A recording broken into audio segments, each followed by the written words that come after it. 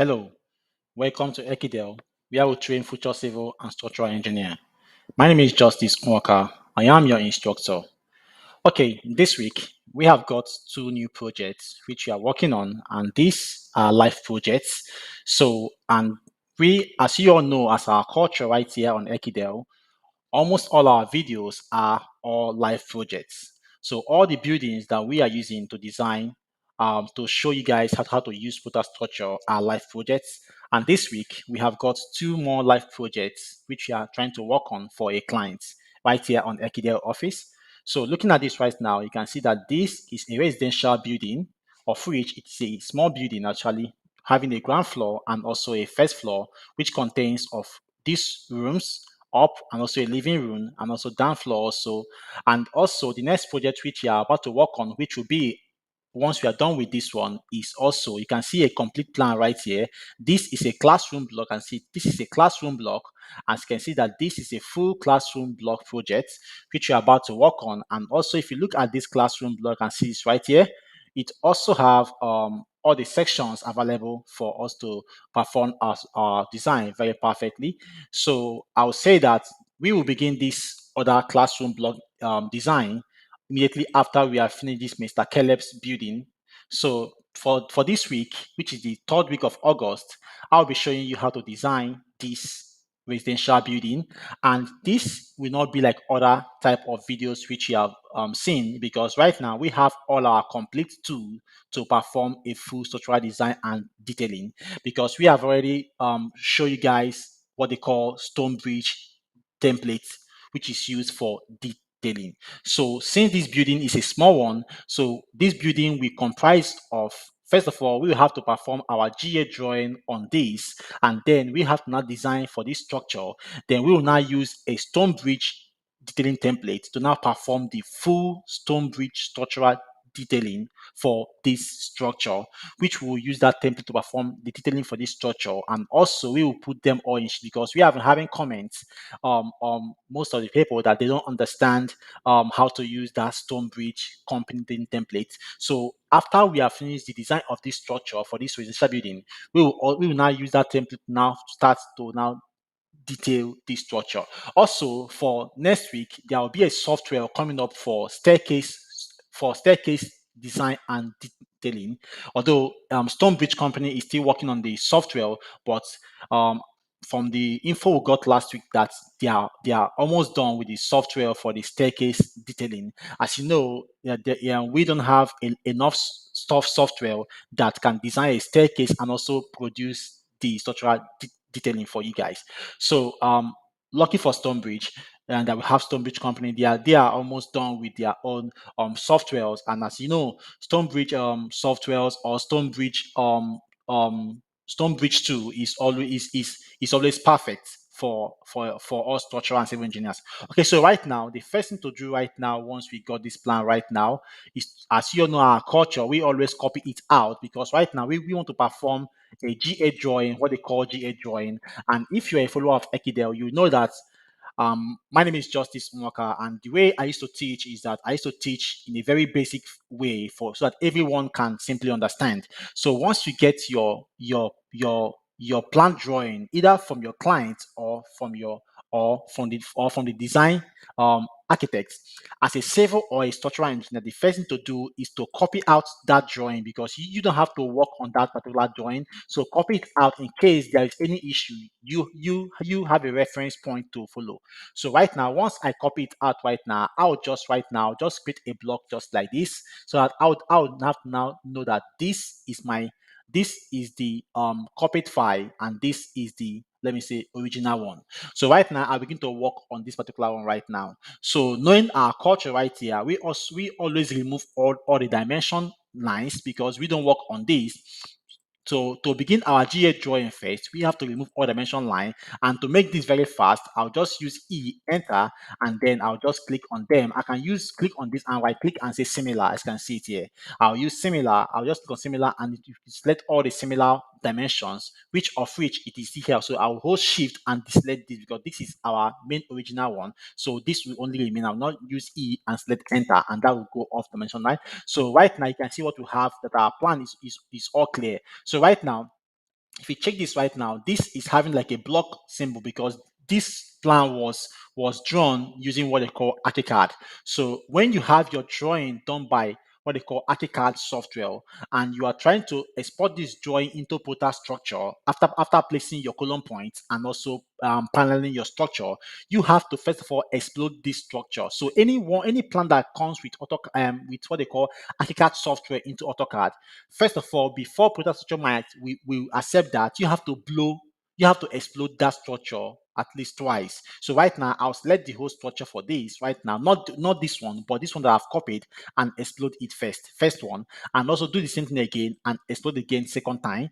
So it is by this that when you export this to Prota Structure will be able to read all these lines as a drawing line.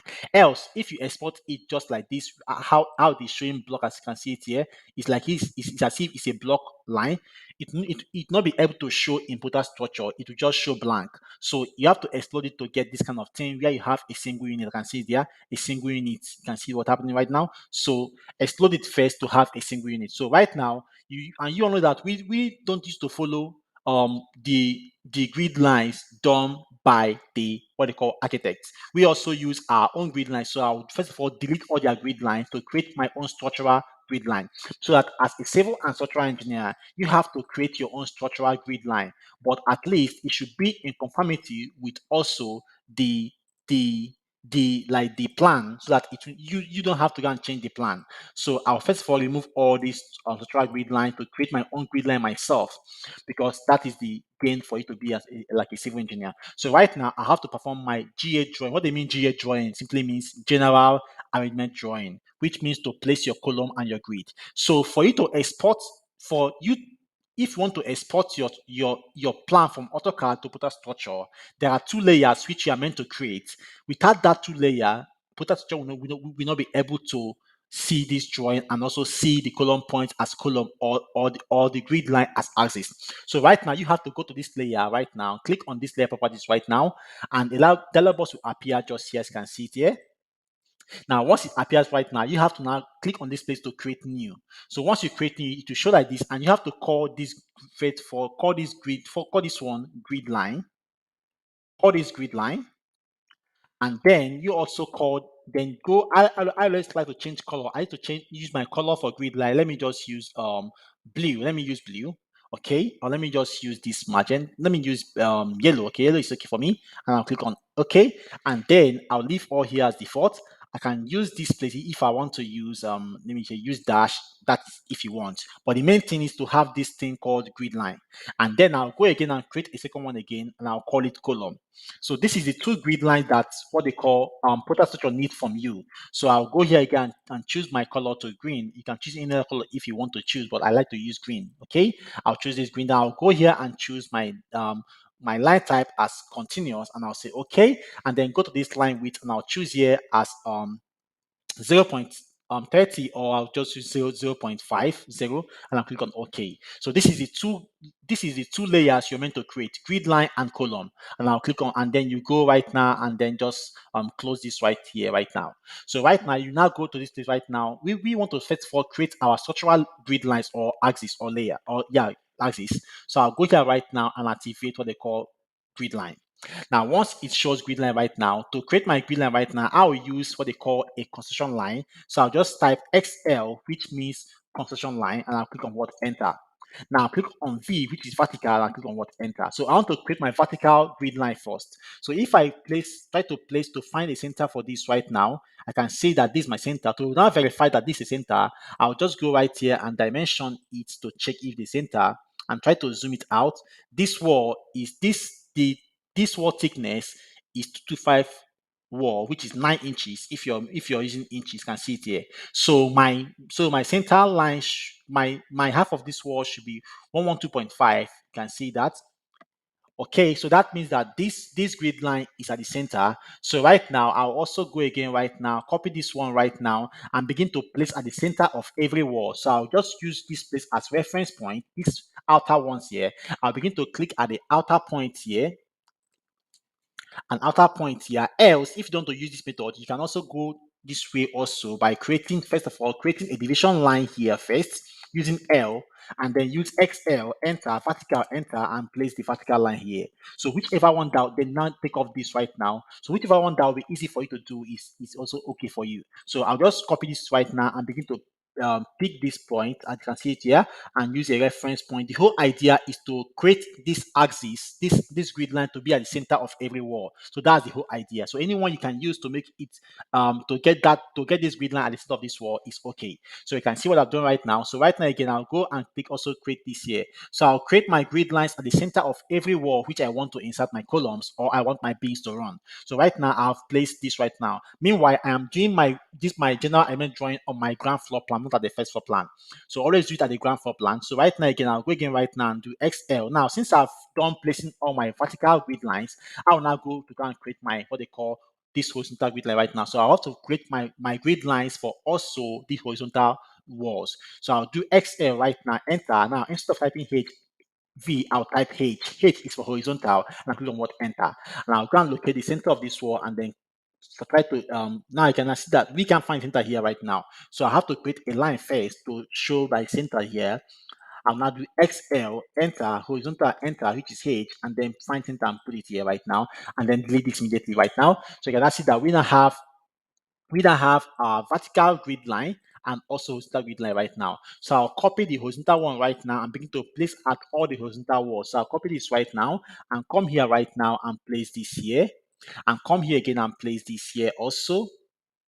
Okay, so right now I have this place right now as my horizontal. I don't want to place it here because I want to use here as a full panel. So right now, let me take this off, or let me just leave this if I want that. Okay, so right now I cannot see what I have just now right now. Okay, so right now I can see what I have just now right now. So right now, the first thing to do again is now click on this place, rectangle, and then form something like a block around this region, and then click on this right now. Type TR. TR means trim, and then trim. Just hover this place and trim off this and trim off this and click here and click on this place and click on this place. You can see what now? Then now click on this and remove this right now immediately and delete this. Enter. Okay, so you cannot see what I've done right now. So right now we have all created all our grid lines. So this is now our structural grid lines. You can see it right now. So we are not following the grid lines that was created by the design architect, the person that drew this plan. So we have created our own structural grid line. So this is the grid line that they will follow during the construction to set out this building at site during the construction. So right now we have created all our grid lines right now. So let's need to do it and is now begin to place our column points. So right now I'll click on this place right now and then click on to activate my column grid, my column layer. So right now, to create my column right now, I always say you should use this place called rectangle. So don't use a line like this to create your column. It will not work. Sorry. Don't use a line like this to create your column. It will not work because Protastructure, we're not going to see it as column. Don't use a line to create like this as column. Else, it will not work. It will never work. So I always say you should use what they call rectangle or rec. Or you can see it here also. Click on this and then create your column. So I'll say rec right now as a shortcut for rectangle icon. I'll just say rec and I'll click on enter. I want my default column size to be 225 millimeter by 2 millimeter. So I'll just go right now and click my column size and click. So let me just recap. If I do rec right now, enter, I'll click at the point here and type my column width, which is 225 as my default column width. I'll press comma for the enter. You can see that comma. I'll type 225 again and I'll press on enter. Now, if you didn't get what I just did right now, you can also use a polyline. I can see it here, polyline, and also create this column. So I just click right now and type 225, enter. I'll go a 225, enter, and 225, enter, and then 225, enter, and then escape. So you can see that they have the same type of thing. So right now you can use any of them if you want to use any of them. So let me just use this one right now. So right now, since I've done this right now, I'll now have to start pasting this column at the midpoint at the place where I want to position my columns. Okay, so right now, just copy this right now. CP or CO, enter, that's copy. And locate the center of this wall of this column, as you can see it here. So just hover your mouse button around the edge and immediately you see this, you will see the point here. Now if you are using AutoCAD 20 7, you're not going to see this. So what I'll do, if you want to get your point right now, just say you should just create something like this. Let me just use this. Create something like this to form like a diagonal for you to locate your point. Locate your point if you're using a older version of AutoCAD, and then just copy just the column from this center point right now and begin to place at the midpoint of at the place where you want to place your column. Now, placing of column as a structural engineer depends solely on you. You have to make your point on where you want to position your columns. So nobody can tell you what to do on this area. So that is why you need the knowledge of position of column. And the only thing I'll tell you is that when you're positioning your column, the column spacing as a fresh engineer or as a beginner in the design world, I would say that you should make sure that your column distance as a beginner structural or civil engineer should not be more than 6 meters.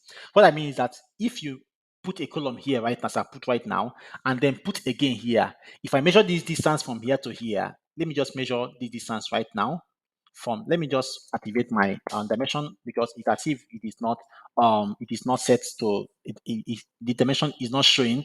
Let me just set the dimension right now so that it can be visible. Let me just choose text height to be 200. Okay, let me just do a default text height right now and then set current and then just close. If I do right now dimension, so what I mean right now, if you measure this to this right now, it should be at least less than 6 meters. So this right, let me do it again. This guy's not showing me a good dimension line. Well, let me just set a good dimension, just a default one right now so that it can be okay. Come here, position, and just say position 0, and then come here right now, and then fit here, and then just use this right now, and then just say okay, and then set current, and then okay. Okay. So right now, what I mean is that as a fresh engineer, your column distance as a beginner in Prota Structure or any kind of design software should be less than 6 meters first. It is when you have gotten enough knowledge, you can see right now that this is 4.45. So the whole building length right now is 4.45. But if you check on this area right now, if I check here right now, from this column to this column right now, you can see that this is 5.5. So as I'll say that for a beginner in the design industry or in the design world as a structural or civil engineer, make sure that your column distance for a residential building is less than 6 meters, at least 6 meters as maximum. But when you are strong in the design world, you cannot begin to go up to 8 meters, 10 meters. Like for me right now, as I have over 10 years experience in the civil and also in the civil and also structural design industry. I have designed a column to column spacing of up to 15 meters, up to 8 meters, 10 meters. I've done that, 12 meters. I've done that also. So you can see that when you are strong enough, when you have confidence in yourself, then I'll say that you should now begin to go further. But for now, as a beginner, you have to maintain 6 meters because you going further to around 10 meters, 12 meters, there are some things you're meant to understand. But for now, if I tell you that right now, you'll be confused. So right now, you just have to maintain your clone to clone distance to be 6 meters right now for now. So this is 4.5. So this is okay. So right now I'll go right now and then begin to place my column points. So right now, since I've placed here right now, I'll also go right now to place this also. I place this also at this place right now. Place this at this point right now, and then go right now and place this here also, and place this here also, place at the midpoint of this place. Okay, and then come here right now, place this here right now, place this here, and also place this here just now. Okay, and then place this here just now, and then also place this here just now. Okay, and then place this here also, and then come now and place this here. Okay, so once you're done placing all your column points, then you will now begin to check what they call column distance rule. Like I said, it should not be more than 6 meters. So if I measure from here to here right now to check this distance of column, you can see that this is 5.5. So this is okay. There's no need to place another column at the midpoint here. Since it is less than 6 meters, I'll check again from here to here also. This is okay, 5.5, which is less than 6 meters. I'll check again from here to here. which is still okay, 5.5, that's okay for me.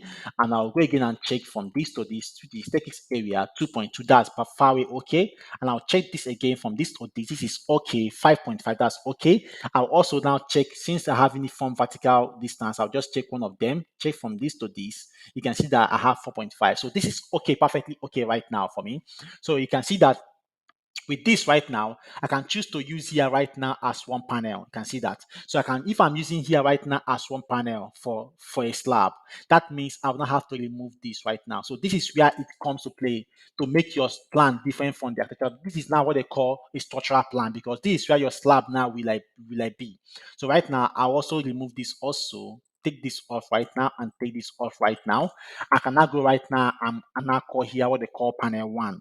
Panel simply means where your slab is going to stay, where you have to put your slab. So you can see that I can now put this place as a panel. And also as panel 1, sorry, I'll just say, let me just say P1 as a simple language, P1, which is panel 1. So also when you're following your slab panel, I would say that there is a rule to obey in your slab paneling. For you to call this place like something like for you to call a panel, like one panel, the square area should be less than 30 meter square area. What I mean by that is that if you measure the length of the panel, you can see there 5.5, and the width of the panel, as you can see it here, this is 4.5. If you multiply this together right now, it should be less than it should be less than 30 meter square area. So if we times this right now, let me say calculator right now, QC, and then enter. If we times this right now, this is 5.55 meters. So 5.55 multiplied by 4.45. So 4.45. So if we do equals to right now, this is 24.69. You can see there, approximately 24.7. So this is less than 30 meter square area. So by this rule right now, I can call here panel 1. So your panel or your bay must be less than 30 meter square area. Else, now let me tell you, because this is like a discussion class, because if I believe you have watched most of my videos, and by now you can design very well, perfectly, using Prota Structure. Now, this is not time to teach you, like I said before, here on Ekidel, we have to train you very well, like a full civil and structural engineer for all beginners. So right now, what happens is that if your area of panel, as you can see right now, we just did right now, this one gave us 24.7 meter square area. So if your area of bale is more than 30 meter square area, which was given to us by the British Code of Practice and also by the Indian Code IS standard, that your area, which if you're following Eurocode, British Code, and also American Code, that your area of a panel for concrete building must not be more than 30 meter square area. Now, the effect you have if your area of a panel is more than 30 meter square area, what happens? I don't know if you have been in a building before, like a one-story building or a building where you have a decking, let me say like a slab on top. Let me say you have a slab. Let me say this is a slab, right? Let me just use that. This is a slab right now. This is a slab right now. And there is somebody here, right? There is someone. Let me just use this weight right now. There is someone. Let me say someone staying at the top of this let me say upper floor. Let me say someone upper floor right now. This let me say this is somebody right now. This is someone right now upper floor. Let me just draw someone with just something like this, and also having a two hands here. So this is, and then this slab thickness. Let me say the slab thickness right now is 150 millimeter. This slab, okay, let me just, yeah. So right now, as a slab thickness, this is not a slab, and this is, let me say, this is not a slab, and this is also the slab end here. And this person right now, let me say, is somebody that just rented this house right now, which is staying upper floor right now. Now, you are the one now staying down floor here. You are the one staying at the down floor at this place right now. Now, if this person, if the the effect you have, if this, let me say this is a slab, let me just change it to like white to white. Okay. Now this is a slab. Now the effect you have, if the area of a panel is more than 30 meters square area, let me say 31 or 32.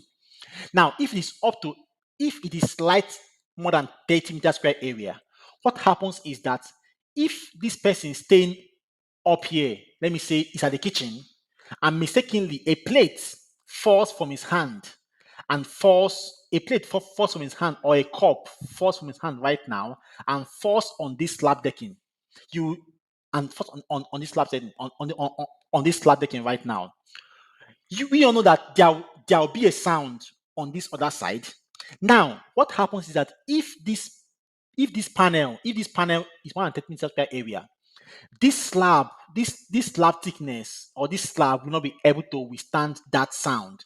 It will allow that vibration to pass through. So it happens that you, which is at the ground floor of that building right now, you now begin to hear sound. You also be able to hear the sound, which automatically, if this panel was less than 30 meters square area, you won't be able to hear the sound. But because you have gone across that rule, since the slab will not fail because you are still within that 30 meter square area, or you are a bit higher than that, what will happen is that there will be what they call porosity on the slab. Now, sound will be able to pass through the slab, and you that is staying downstairs or at the ground floor will be able to hear the sound of the person that made the sound at the upper floor. So that shows that that slab is one. There are two things that causes that sound for that causes that effect for you to hear that sound at the ground floor. Why someone at this first floor made a sound, and you're able to hear it at the ground floor. There are two reasons. One, either that panel is more than 30 meter square area. That's one reason. Two, it's either when you're performing your slab reinforcement spacing during the construction, they they they they didn't follow your your slab prescription. What I mean by your slab prescription is that if you specify that the spacing of reinforcement should be 150 millimeter each, and they now went ahead and give 300 spacing each, what happens is that there will be a vibration pathway through. So if someone at this first floor throws, let me say, throws a cup or a plate on the decking, you on the downstairs will be able to hear that vibration, or to hear that sound, of which it's not meant to be so. So that is the kind of effect you have if that slab didn't sag, or if that slab didn't deflect, you'll be able to hear that sound. But if it is far, let me say you're up to 40 meter square area, that slab, there will be a deflection on that slab. So to be able to control that slab, you have to provide what they call internal beam, or a concealed beam, to be able to cut that panel into two. So right now, since you already know what I'm doing right now, so this place also, I'll also remove this place and make this place as one panel, because this is already less than 30 square area. Because if I measure it right now, I can see that the width of this place is 5.5, which 5.5, and this width of this place right now, here to here, is around 4.5, as you can see it here, 4.45. So if I times right now, I'll get 24.7 meter square area, which is less than 30 meter square area. So I'll call here right now panel 2. So this is where my slab will be also. I'll call here panel 2 right now. And then right now, I'll go here right now again, remove this place, and call here panel 3 to form a panel here. I don't want all this.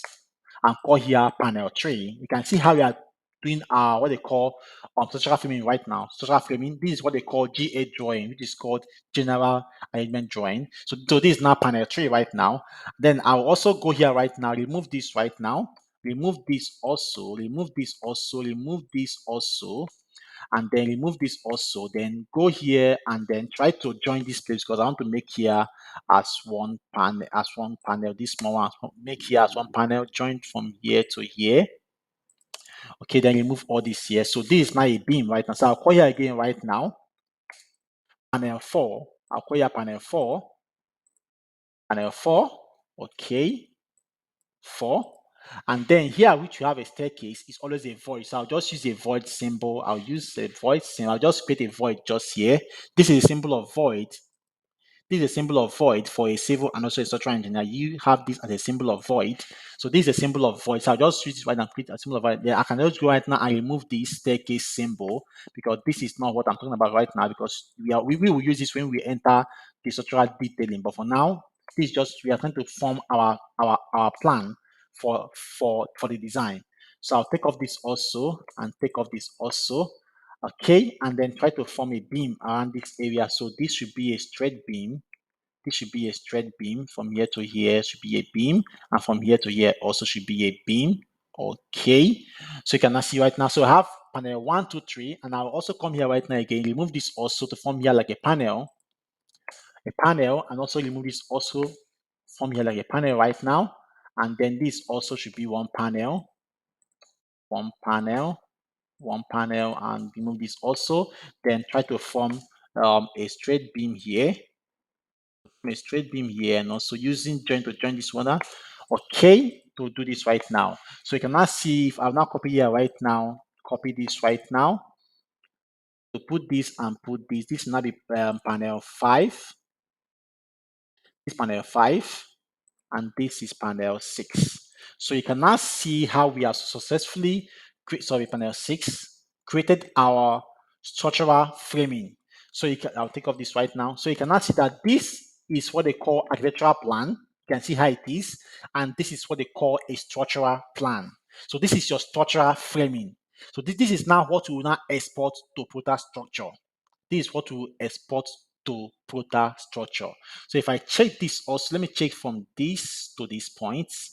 I have 5.5. Okay, no need to put column here because it is less than 6 meters. So you can now see that this is my panel 1, panel 2, panel 3, panel 4, panel 5, and panel 6. So you can now see how we have streamlined all these boxes to panel 6. So we have, ordinarily we have one panel, 2, 3, 4, 5, 6, 7, 8, 9, 10, 11, 12, 13, 14, 15. So you can now see with the knowledge of structural engineer and with the principle of this column spacing and the paneling, we have now made just this building to have how many panel slab? 1, 2, 3, 4, 5, and 6. So you can now see that. So in my next video right now, I will have to do a superimpose where I'll have to copy this plan and copy this column and put it into this place to see if there's any cantilever, and if there's cantilever, we'll now consider it before we can now export to Prota Structure to begin our full structural design for this structure. Like I said before, this is a live project and we will be designing this building all the way through our Prota Structure, and we'll perform a full structural detailing where we'll show our bottom bar and also top bar for the slab detailing, and I'll also show you how to bring out all your details from Prota Structure, and we will paste it on what they call stone bridge structural detailing templates, and we'll also show you how to detail your staircase manually also.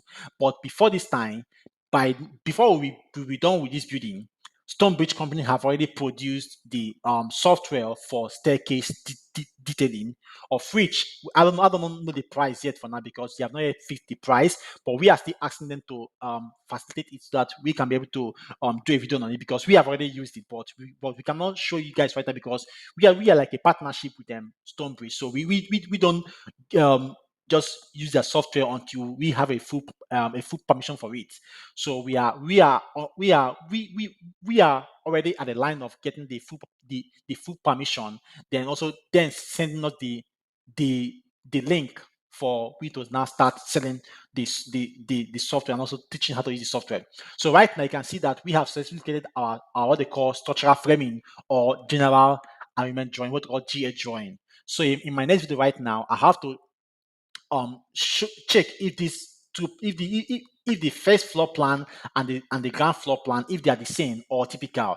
If they are not, but I believe there should be a cantilever at this area, so I'll check if there's cantilever. If there's cantilever, then we will have to now check it out, then before we can now begin to export this plan right now to Prota Structure. So I'll say that if you have not clicked on the subscribe button, I'll say you should click on the subscribe button so that you don't miss all our coming videos. And also I'll say also that the reason why you need to subscribe is because if you check on our previous video, we have not done much video on when the both plans are different, although we may have done, but I don't think if we have explained this kind of thing before that we explained here. So that's why you need to subscribe, because this we are here on this Ekidel to train you guys a lot on how to perform your full structural detailing. And also, if you look at this place, also we also have a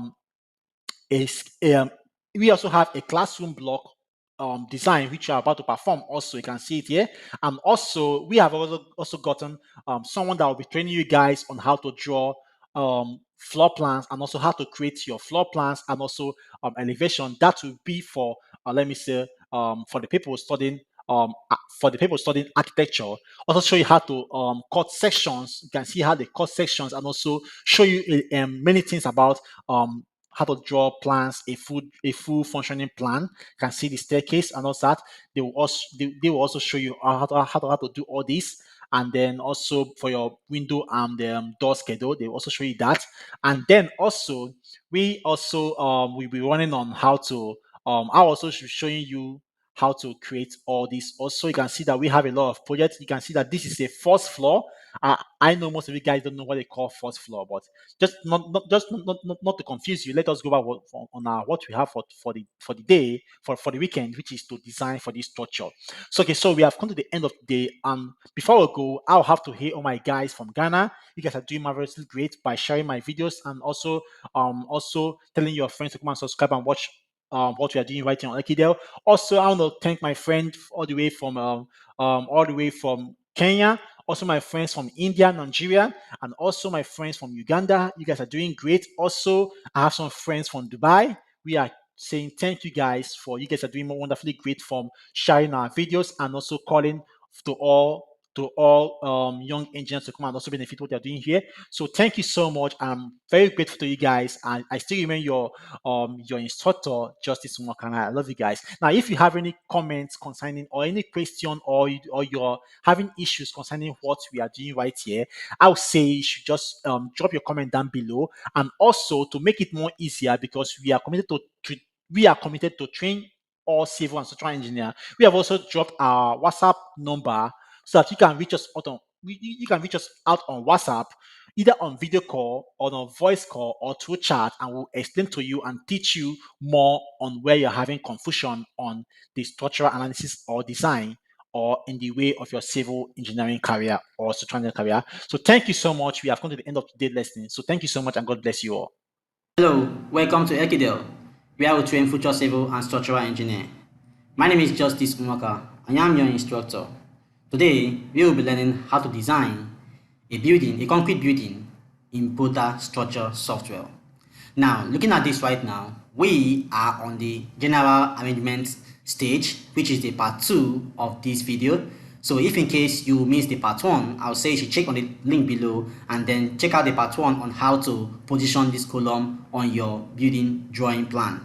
So right now we are done placing our column, and also we have also known where we are going to put our slab in Prota Structure, as you can see it here. So we have done the paneling, as you can see it here, panel 1, 2, 3, 4 and up to 6. And also we have also checked that the column distance is less than 6 meters, so that you can be able to get a good result for your beam reinforcement and for your column reinforcement. Okay, so right now we now want to now export or carry this drawing right now to Prota Structure to now begin the full design of this concrete building. But before then, what I always advise you to do is that once you're done positioning your column on the ground floor, I'll say you have to make a superimpose of your column on the first floor to see if the plans are the same, and to see which column will like come out on an empty room or empty space, so that you can be able to know which column will like terminate on the ground floor and which column will not continue up to the first floor and to the roof.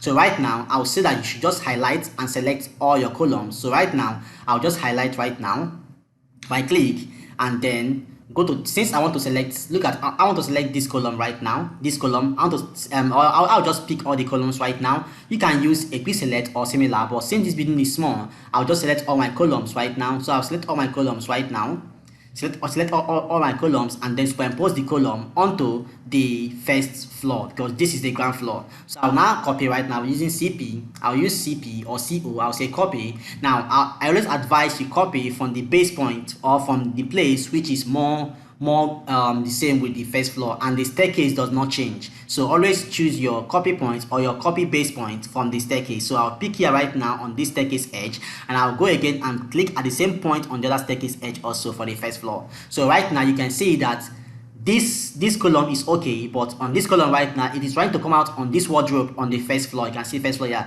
So right now, since this column is coming out right now, it shows that there is a cantilever. You can see that the first floor plan shifted a bit. So let us check the cantilever length of what is the cantilever length. So from this place right now to this very end, you can see that the cantilever length of 300 on this side, there is cantilever length of 300 on this side right now. And also you can see that there is a column, this column also showed on this place right now. So let us check again, let's check that difference between that place. Let's check the difference between this column right now, which is the edge of this building, of this ground floor. So check right now to this place again and check the distance. Okay, this side is 450 millimeter. You can see it there. So right now it is obvious that we have a cantilever 300 on this left hand side and also 450 at this upper side here, but this place remains the same because the column from the ground floor flush together with the wall on the first floor. You can see it here. So right now, and also you can check that there is no column coming out from the window. You can see that if there was any column coming out on the window area here, if it will be possible for you to shift it or hide it, you can, I would say you should do that.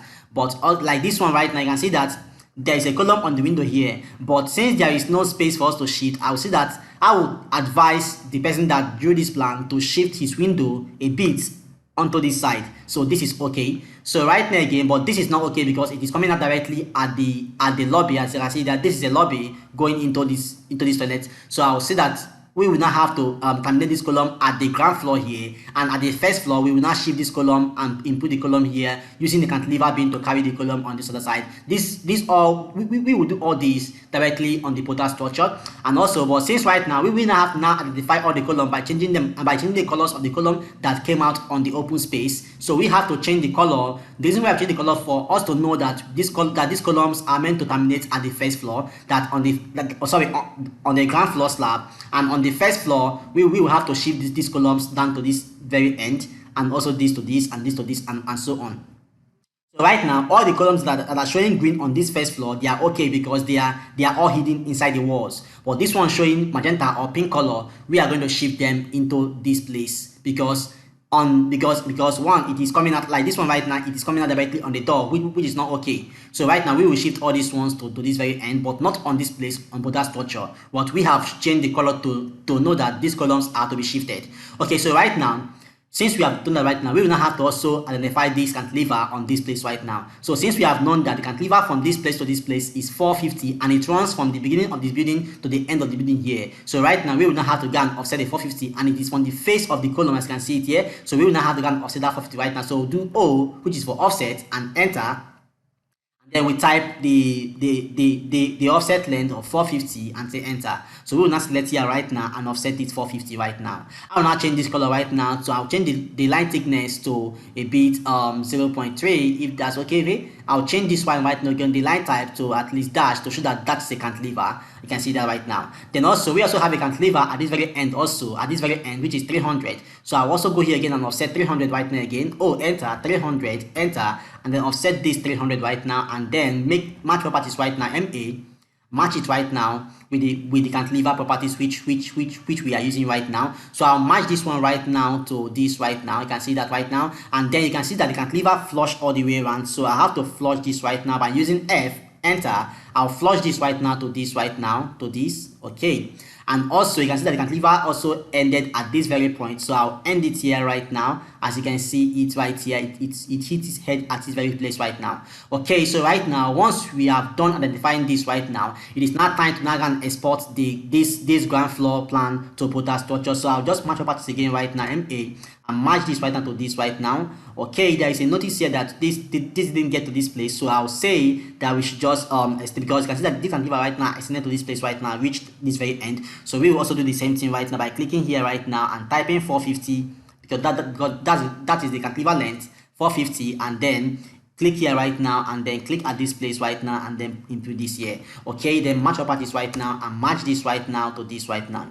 Okay, so before you must export your ground floor GA to Prota structure, because we always do your GA or your column position on the ground floor. So before you must export your ground floor GA to Prota Structure, you must have to do a superimpose to copy all the columns from the ground floor and paste it on the first floor, and then to now know the columns which are meant to terminate, or which are meant to terminate on the ground floor slab, or the one that we now at the first floor slab, and the one that we now extend up to the roof. So right now we have done the superimpose right now, and I've seen that these columns that is coloring pink here is going to terminate at the first floor, because they are like coming out, they are causing what they call obstruction on this first floor. So we are going to shift it up to this place on the first floor, but this one that is showing green right now are going down from the foundation down to the roof, because they have no obstruction and they are hidden inside the walls. You can see there. So right now, once you have done all this right now, you will now have to now go and select only this plan right now, which is the ground floor plan, which you are going to export to Prota Structure. So select this right now and then type W. W simply means that you want to save this one separately, because because this is the only thing that can export to Prota Structure. You don't export the whole plan, no, only that one that you have done your general element drawing to Prota Structure. So right now we'll type W, as you can see it here, and then we'll type what? Enter. So enter right now, it will give us a dialog box which will now tell us where I want to save it. So I will say that you can leave this place, insert unit as also unitless, but I'll say you should use the unit that you use. If you use meter or feet or millimeter to like draw your drawing, I'll say you should you use that particular unit. But if you don't know the one you use, you leave it as what they call unitless. But in this case, I use millimeter. I'll also attach this very plan to this video description, so that you can use this plan to like practice. Okay, so right now, once you have choose right now, I will now say you should click on this place called this dot. You can see these 3 dots here. Click on this place right now. The labels will appear to show where you want to save it on your desktop. I always say you should save the particular plan on the desktop. You can see it here. Save it on desktop, and then save it on the desktop and then choose where you want to save it. So I would say you should save it at desktop, and then the main thing to do right now is to input your file name and your file type. The file type must be DSF. Okay, so right now we will now go here and change the file name to the file name that we want to use. So since it's a one-story building, we will just type here one story building. Story building. Okay, now the whole idea is on this file type. Once you make mistake on choosing a wrong file type, that means your building will not show on Prota Structure when you have exported it. So right now you have to choose any of this DSF file. You can see that this software AutoCAD has 2 file formats, which is DWG and DSF file, and most of the design software uses DSF file to accept files from AutoCAD. So, and also Prota Structure uses this DSF file to accept any file that must be exported to it as a DSF file. So you have to choose any of these DSF file of your choice. So in this case right now, I want to use DSF file 18, or I can still use DSF file 2004. I can also use DSF 27, but let me just use 2018. But whichever one you want to use, you can use. Okay, let us use DSF 27. So just put here right now and choose here 27 right now. Okay, but I'm using AutoCAD Paint, you can see it here, but I'm using DSF 27. So anyone you want to use at all, you can use. So right now, once you choose DSF right now, you can see that the file name is not attached to .dsf format. So with this right now, you can now click on what they call save right now. So, and then click on what they call OK. So once you do that right now, you can see that it will try to save it for you right now. So you wait for this to finish this W block preview. So right now it is done. So if you now go right now, minimize right now, and go and locate where we have that file right now. Okay, so this is the file. You can see it here, one story building. You can see it here .dsf. So we'll just copy it right now and paste it on the desktop, so that it can be easily for us to find it there and then export to Prota Structure. So I'll just copy it right now, minimize this right now, and paste it somewhere here, so that it can be able to be seen fast to now export to Prota Structure. Okay, so this is the file right now that we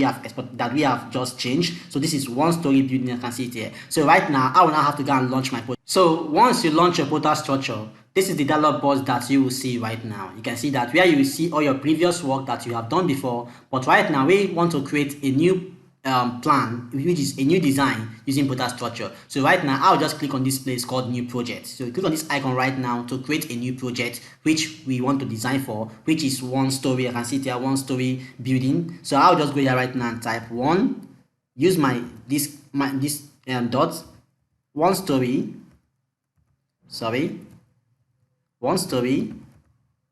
place again, building, then space again, design.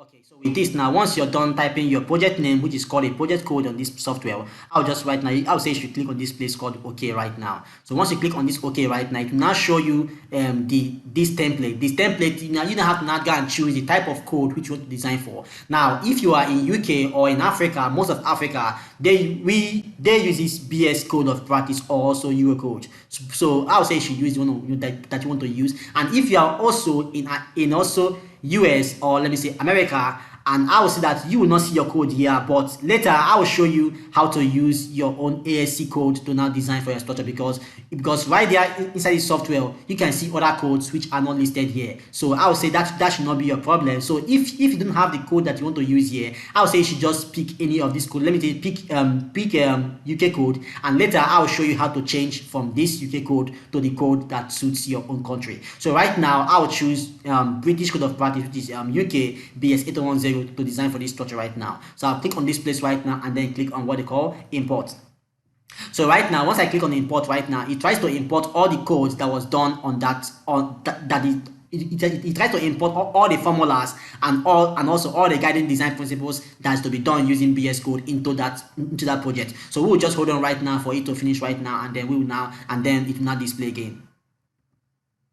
Okay, so right now it is trying to load up all that code. So right now this is now your interface. As you can see it here, one story building design. You can see it right now. So you can now see that this Prota Structure have now created for this design right now. So it is now time we now have to go and import that AutoCAD plan, this AutoCAD plan right now into Prota Structure. So we will go right now and then click on Prota Structure right now, and then we will now have to now go and click on this place called external reference drawing. But if you can't find this icon on your own, but I say it is always there, you can also click here called building setup right now, and you also see that icon right now. And then once you click on this place right now, once you click on this place right now, file, and you will also see that called model file export, and you also see this icon here, external reference drawing. So whichever one you can locate, well, I'll just click on this place right now and click on this place right now. Automatically it will ask me to go and load that DSF file which I saved. So right now I'll just locate one the dialog box shows right now. I'll go and locate that file immediately and then pick up the file, and then it will be exported here automatically.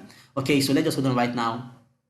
Okay, so right now you can see it right now, reference drawing settings. So you can see that load DSF now. This is why you have to save your drawing to a DSF format in AutoCAD, because without that it won't be able to display or show. So right now I'll just click on this place right now, load DSF, and then when I click on this place right now, and then I will have to now go and then choose where it is. In this case it is on desktop, so I'll go here right now and locate desktop, and then you will see your listed file there as DSF. So let me just go down right now and locate it right now. You can see it here, one story building design, one story building. So I'll just click on it right now and then click on what open. Automatically it will try to open that drawing on this area right now. Now it will try to tell you the unit that you use, so I'll just click on OK, because we use millimeter. I'll click on OK right now, and then it will try to show the drawing as you can see it here right now. So this whole drawing now has been shown, as you can see it has been shown here right now, but the columns and the axis and the grid lines which was set in this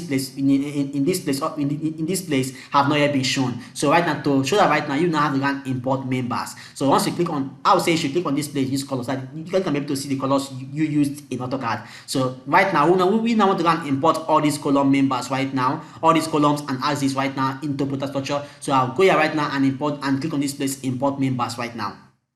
So right now I'll now go and import axis as grid line, which I set in AutoCAD here as grid line. As you can see there, I set this place as I set this grid line, as you can see it here. So I'll go and import this grid line, and also import columns also, and import also these columns also into Prota Structure right now. So I'll just minimize right now, and then I'll import axis as my grid line layers and import column as my column layers. And then once I set these two right now, I'll now click on what they call OK. So automatically right now it will now go and import it for you. So I'll just do this place start. This start is just to check if there is what they call overlapping or error in your imported files. So I'll just click on, now you can see that number of errors is 0. I'll now go and click on what OK and close. Now right now it now try to, now you can see that it has imported all my columns and my grid lines right now. So I can now click on this place right now called what close. So with this right now, you can see that we now have our columns and and also our grid lines as it is right here on AutoCAD. As you can see it right now, we have our columns and also all our grid lines exported right now into Prota Structure, as you can see it here right now. We also have panel 1, 2, 3, and 4. So right now we now have to now go and begin to insert our beams. So this is how to import your drawing from AutoCAD into Prota Structure. And also if you also look at the 3D view aspect of it, you will also see that all your columns and your grid lines has been imported, as you can see it right here right now. Okay, I will also make this place dual. I'll make it dual right now. Let me just make it dual right now to get this view in 2 places. So let me just go back, first of all, go back to plan view right now, and then try to show you how to make this view for you to see it too. That's you have to see the plan and also the 3D view. That's okay for a beginner to start.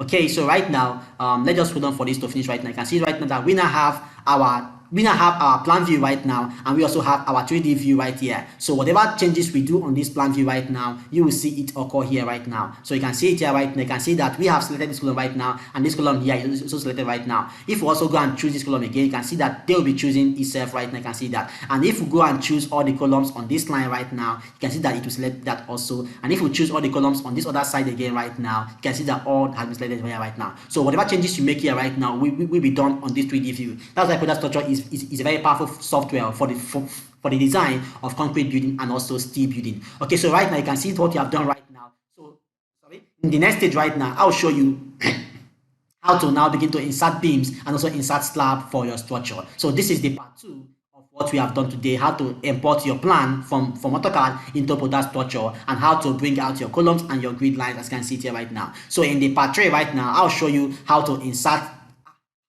create your beams and how to create your slab, and also how to impute your cantilever slab inside Prota Structure. Okay, and also I'll also show you how to insert your imposed load or your live load on your structure. So thank you so much, and watch out for part 3 right now.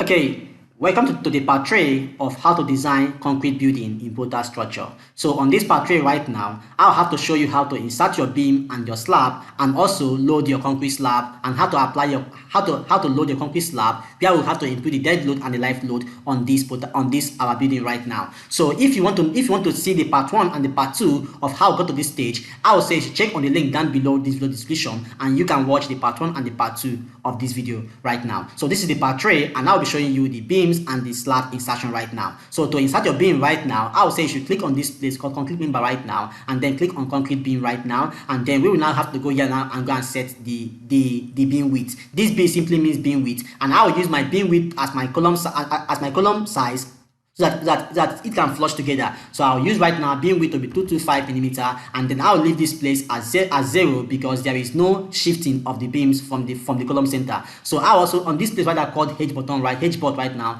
this means the depth of the beam. So I would say you should use your minimum depth of beam to be 450. That's the minimum depth of beam you can use, and if there's any failure, you can increase to 600, 750, and 900. But right now, use your minimum depth of beam for any building they are doing the design as 450. So right now, I will now go here right now and click at this place right now, and to insert my beam right now, and click on this place right now.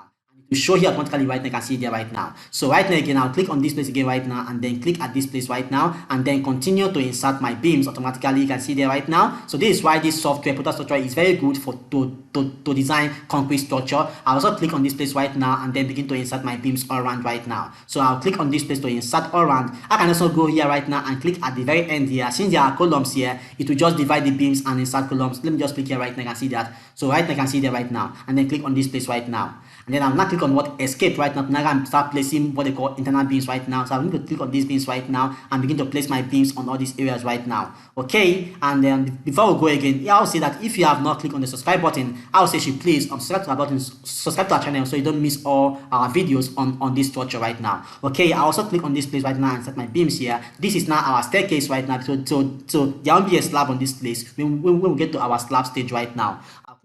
Right now and insert here again right now. Okay, so right now we are done inserting our beams on the first floor. You can see it here right now.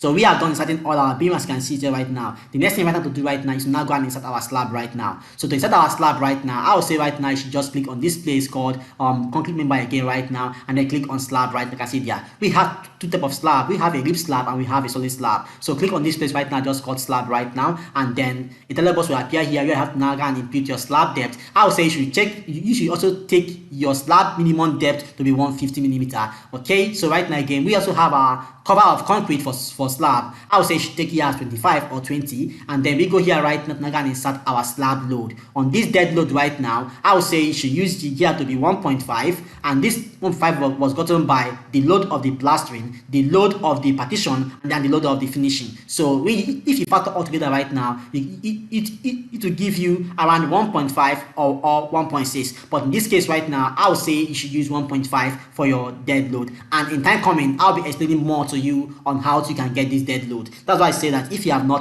click on the subscribe button so you don't miss all these videos on how I'll be explaining you and then taking you through the design of concrete structure, Prota Structure. I would say you should click on the subscribe button. Okay, so right now we will now have to insert our imposed load, which is called the life load. So in this place right now, I would say you should just right click here right now, and you will see several type of building to design. So in this case, we are designing for a one-story residential building. I would say you should click on this place called general domestic use. If you're designing for a hospital, you can click on this one and choose this one. If you're designing for a banking, I would say you should just click on use your banking. You can see there banking hall. And if you're designing for an office building, I would say you should use this one right now. And if it is for a shopping mall, you should use this one right now. And if it's for a church or like for a church design, I would say you should use this one called general assembling area. But right now we are designing for a residential building, so I'll have to click here called general domestic views. So I'll click on this place right now, and I'll stay in this place right now. This level, leave it at 0, as you can see there, 0. So once you put this right now, and you can see your safe weight automatically given to you. This safe weight was gotten by the depth of the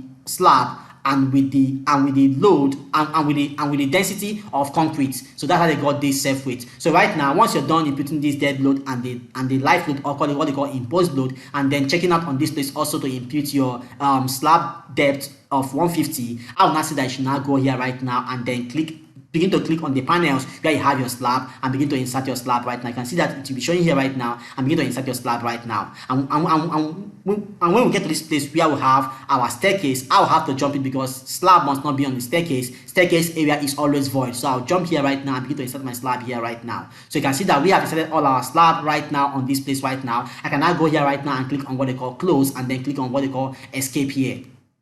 So click on escape here right now, and then you can now see that we have inserted all our slab right now. You can see there our slab right now has been inserted perfectly, as you can see here right now. So right now we have inserted all our slab right now. Now there's what they call hinge and then fixed end. So I will say that I'll teach you that on what they call fixed and hinge end in our next video, and also in our next video also I will also show you how to insert our cantilever slab. The way we insert the way we insert cantilever slab in Prota Structure is not the way we insert normal slab, as you can see here. So right now in my next video right now, I will show you how to insert a cantilever slab and also insert story in our next video. Okay, so right now we have come to the end of this video for the part 3 of this one story building design in Prota Structure.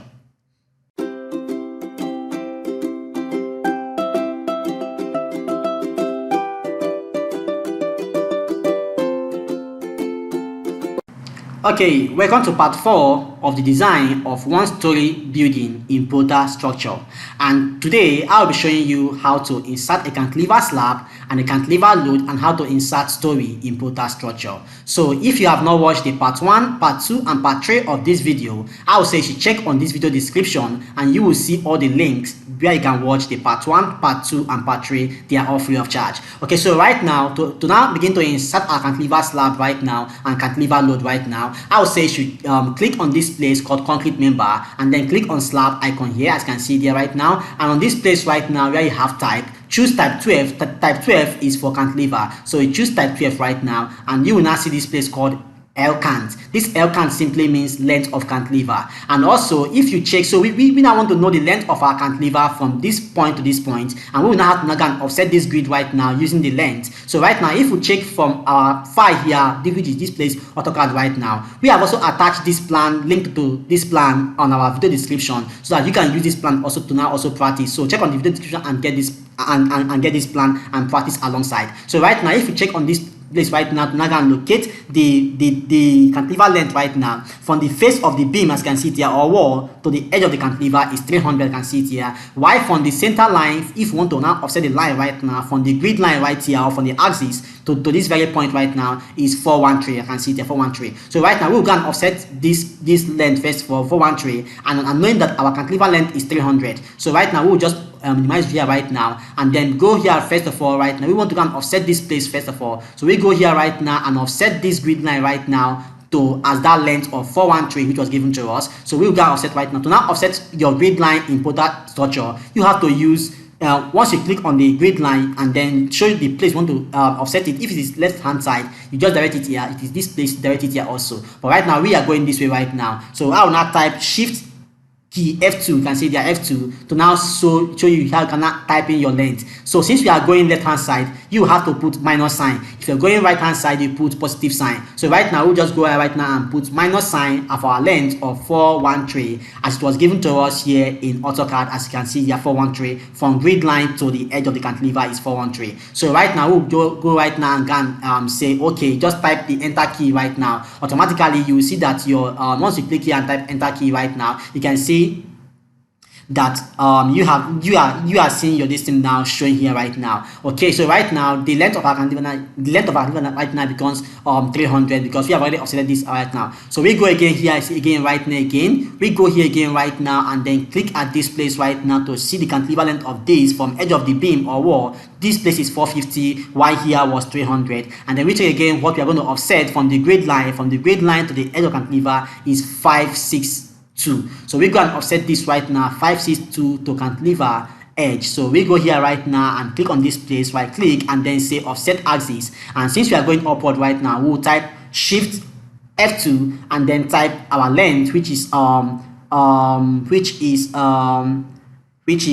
4562. Okay, and then click on what they call enter, and then you can see our cantilever length here also. So sorry, we have now offset this cantilever edge right now. So right now it's now going to insert our cantilever slab right now. Now our cantilever slab right now starts from the edge of this place. It starts from the edge of this beam onto this place right now. So the cantilever slab length is 300 on this area, and on this area right now, if you check on the edge again to this place right now, it is 450, as you can see it here right now. So we go here right now to go and effect that changes right now. So we go here right now, click on the concrete member right now, and click on the slab, and then go here right now and choose the type of slab to be cantilever, which is type 12, and then we'll go here right now and impute our length of cantilever on this side first, which is 300. So we put it right now 300, and then we now go here right now and then click on this place load to now go and load our cantilever, to now go and apply the cantilever load on the edge of the cantilever right now. So right now on this cantilever load right now, you have to input parapet load, which is the same thing called cantilever load, but this software just use parapet as a load. But the load,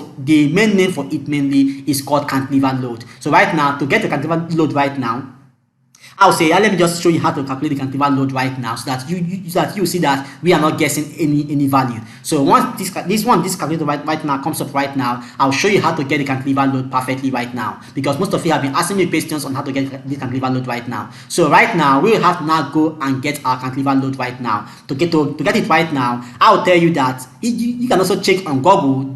First of all, you check on Google what is the unit weight of a brick wall. So the unit weight of a brick wall is 2.87 kilonewton per meter cube. That is the unit weight of a brick wall. So right now, this is the unit weight of a block wall, of one block wall. This is the weight of one block wall. So right now, since block is going to sit on the edges of this cantilever, it is block that will be sitting here and not ray. And even if it is ray, like all this steel weight that will sit on the cantilever, I would say you should still use the same weight to like put here, because when they are building the building, maybe later in the future, they might go and change that iron ray to put a block wall. So that's why you have to design for a worst condition. So to get your cantilever load, you have to use first of all the weight of the block, which is the block unit weight, which is given to us by 2.87, which you can also get from Google. Just type on Google what is the weight of one block, which is just say what is the weight of one block or of one brick block. So it will give you as 2.87. So this is the unit weight of one block right now. And then knowing that a building must have a plaster on the left hand side and also on the right hand side, so you must have to plaster the building inward and outward. So you have to also you also have to impute that plaster load right now, because plaster alone has its own load. So right now plaster load is given by 0.3, which is on the other side. So add 0.3 on one side of the building here. You can see the 0.3 is given as a plaster load here. And then also we also add again 0.3 again, because you also plaster the other side of the building also. So add again 0.3 also, and then equals to, that gives us 3.47. So this is the weight or the cantilever load for a 9 inches block wall, because we are using the size of 225. So for 9 inches wall or for 225 block wall, you have to use 3.47. So this is the weight for you to use for a cantilever load for a 9 inches block wall. So we have to now copy this load right now, and then go here right now, property load right now, and then paste that load right now, 3.47, as you can see there right now. But since right now this is the unit weight, so right now, so and since we are going upward right now, since this building is going upward, since we have this is for 1 meter long building, but since this building is going all the way down to 3 meter right now, we will now have to multiply this right now by the height of our building. The height of this building right now is 3 meters, so I will now have to times it right now by 3. That gives me the total weight right now that is going all the way down to the building. Now right now, if you subtract this, if you subtract the beam thickness of the first floor, which is 450 right now. So if our building height is 3 meter right now, and then you now subtract the slab thickness, because on the roof there is no slab. So if you subtract the slab thickness from that place right now for us 150, you have this place left 2.85 right now. So this is the actual place that block wall is going to occupy. So right now we will now have to use this right now as our height of building right now. So we will now have to now multiply 2.85, which is the height of our building, with this unit weight of block right now, which is multiplied by multiplied by 3.47, and that gives us what, 9.89 approximately. So we go here right now and impute 9.89. Most times I used to use 9.81, because if I still go deep again to explain to you again, you now have your value to be 9.81 or 9.81, yeah. But right now you can use 9.81 for your cantilever load. So once you are done setting your cantilever depth of slab, and then impute your cantilever length, which is 300 in this case, and then impute your parapet load right now. So you now have to now go and start imputing it right now. So to insert your cantilever load to insert your cantilever slab right now, I would say you should just click on one point here, and then click on the other point again right now, the column, and then click outside right now. You can see that here right now that we have inserted our cantilever load right now perfectly right now, and then to also insert on this place right now, knowing that this other end right here right now have a cantilever length of 450 right now, as you check here on our AutoCAD here, that this place is 300 and this place is 450. So we will now go here right now and just change the value from this cantilever length here to 450, because we want to insert on this other side right now. So put here 450, and then click at this point of the column right now, and you must insert your cantilever from column to column. So put here also and insert here right now, and click outside here. You can also see that it has, okay. Then go here again right now again, and you can see that it is showing here, and all this place have a cantilever all to this end right now. So we'll go and begin to input it right now. Click here and also click here and click outside, and then click at this point and click at this point right now, and click outside, and then click at this point and click at this point and click outside, and then click at this point and click at this point and click outside. Okay, so you can now see that we have successfully inputted our cantilever load, as you can see it here on all the buildings, can see it here right now. Then click on what they call escape right now. Okay, so you can now see how we have successfully inputted all our cantilever slab, as you can see it here right now perfectly, as you can see there right now. So we will now go here right now. There should be a flush on this place right now. You can see that here tends to be broken, as you can see it here, but normally it is meant to flush together. So right now, so for it to flush right now, just click on this one you have already put right now. If I click on it, properties, and then click on what they just look at what will happen here right now, and click on what they call updates. So automatically right now it will just flush right now. So you can now see that we have successfully imputed our cantilever slab, as you can see it here right now, and also the load right now. Now, if your own does not have load, you will not be able to see this right now. So you have to go here right now, right click and insert that load. If this parapet load is not imputed there, you won't be able to see this symbol of load right now on your cantilever slab right now. So you can now see how we have put that right now. Okay, so right now we will now have to now go and click on what they call close right here right now. Now, since we have imputed our cantilever slab right now, we will now have to now go and impute our insert our load, so that we can come to an end of this video right now for this part 4. So right now, now can insert load right now, can insert story right now. To insert your story, which is the first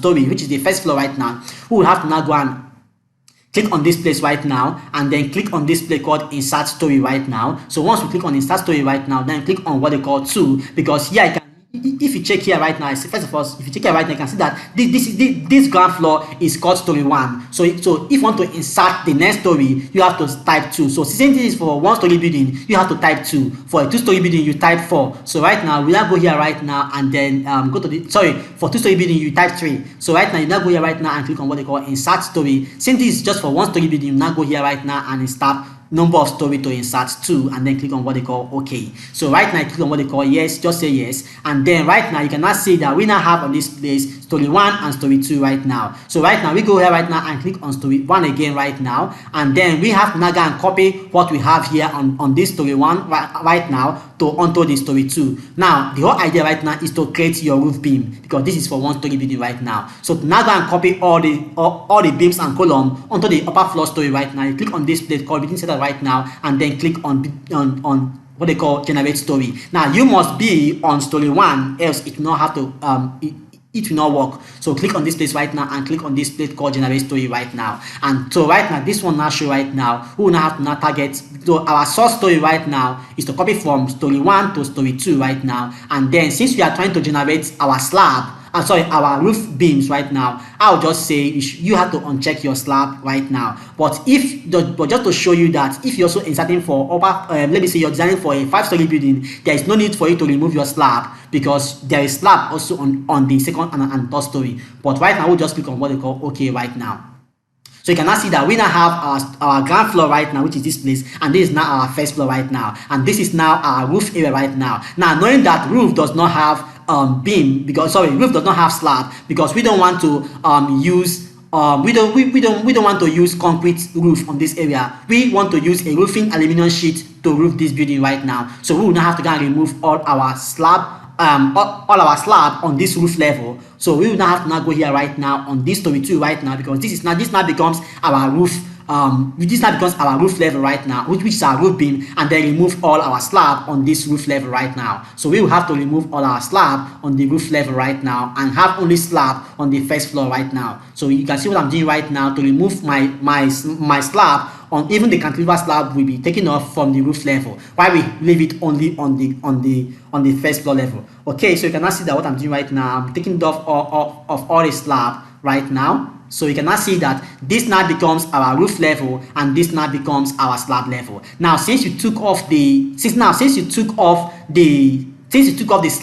from the roof level right now, you can see that right now, you can see what we have right now, that this now becomes our first floor, and this now becomes our roof level right now. While here is our ground floor, and here is the first floor. So right now, since you took off slab from this roof level right now, you will now have to go and remove slab thickness from this roof beam right now. So the roof beam right now will now become 300. So right now on this story 2 right now, I will say you should click on this beam on this story 2 right now. Right click on this place and say summary table right now, where we'll see all our beams on the roof level, which is the story 2. Now right now we will now have to go on this place right now called the depth of the beam right now. We will have to click here right now to remove that slab thickness of 150 from this place right now. So click on this place right now, and then click on this place called column wise edit right now, and then we will now have to now change the depth of the beam for the roof level to 300, because if you subtract 450 from if you remove 150, which is the slab thickness, from 450, you will get 300. So click on what they call OK. So we have now reduced our beam depth for the roof level to 300, as you can see it here, 300. So right now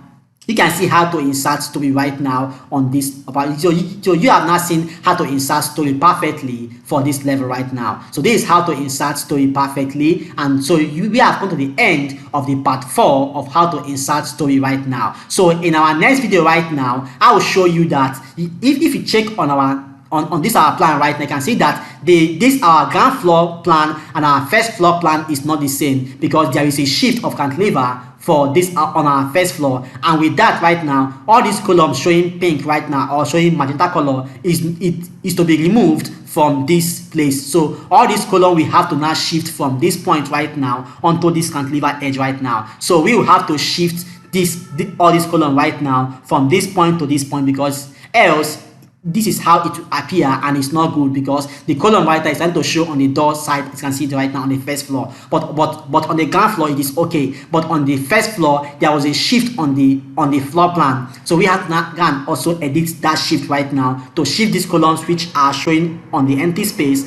onto to hide them on this other side of the first floor beams on the first floor wall area. So that's what I'll show you on the part 5. So I will say that if you have not clicked on our subscribe button, you should just subscribe on this channel Ekidel, so you don't miss the coming part of this video. Okay, so thank you so much, and we have come to the end of the part 4, which is to show you how to insert cantilever slab, and also how to insert story, and also how to insert a cantilever load. Okay, so and also if you have any comment concerning what we are doing here right now, I would say you should just you should just chat us up on WhatsApp using our WhatsApp number, which you can see on our about page or directly on this video description. Okay, so thank you so much, and God bless you all for being to the end of this part 4 video, and then watch out for part 5, which will now begin to adjust or edit this first floor plan right here on Prota Structure. So God bless you, and then we welcome you all right now.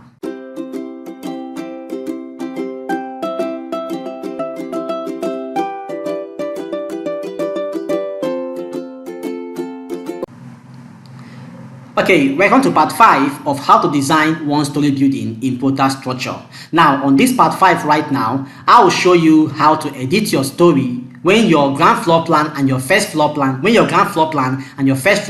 is not the same at all. Now, if you look at this AutoCAD plan which we are designing for, you can see that on our ground floor plan, there is a cantilever, as you can see it here right now. So there is a change from the ground floor plan and the first floor plan right now, which makes our columns to come out on the empty space on the first floor plan. So we will now have to go and shift and also adjust all the columns. Sorry, not all the columns. These columns that are showing pink here on the first floor area. So that's why I want to show you right now how to make changes on your plan in Prota Structure when the ground floor plan and the first floor plan are not the same right now. So knowing that right now on this model right now, which we are designing for right now, that we will have to make changes on this building right now. So I'll have to make changes right now. Now, before we start right now, if you want to check on the part 1 to part 4 of this video, I'll say you should check on this video description, and you will see the part 1 to part 4 on how we go to this stage, and I will say you should watch it right now before you can now follow up what we are doing right now. So right now on this place right now, we have to go and make changes right now of all these columns to now go and shift all these columns right now to hide them inside this block wall on the first floor, because right now they